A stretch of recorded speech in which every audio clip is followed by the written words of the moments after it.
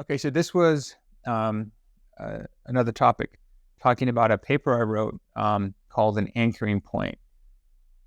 You have any idea where I'm going with this? No, I'm excited to learn. What is an anchoring point? Okay, so this is just took place.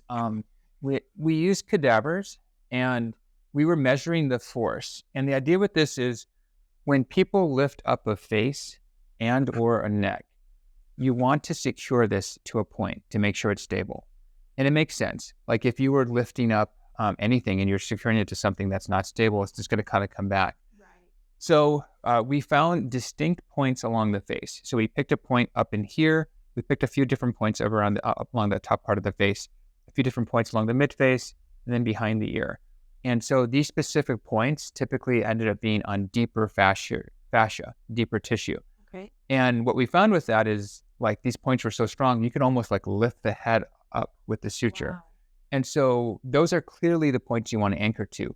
On the other hand, there are certain areas on the face when you're trying to put these sutures in, they don't really hold tissue well, and they just kind of go through it. It just lacks more. And so I don't think that's why some facelifts fail, but maybe it is too.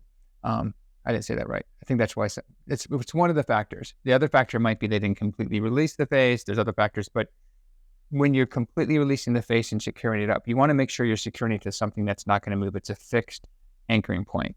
And that was kind of the theme of that study. So where are the anchoring points? How many anchoring points are there?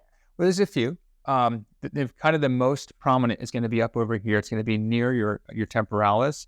Okay. And over in here, there's the fascia associated with this. I'm going to keep things less technical. Another spot. So this is a great spot to anchor things. Another spot is behind the ear in this mastoid periosteum, the covering over through here. So I think these are the two spots almost always where you want to keep things anchored. Mm-hmm. I think the tissue around here tends not to be great for anchoring. So you can put sutures there, but you're not relying on those sutures to do the heavy lifting. Makes sense. And that was my heavy lifting sign.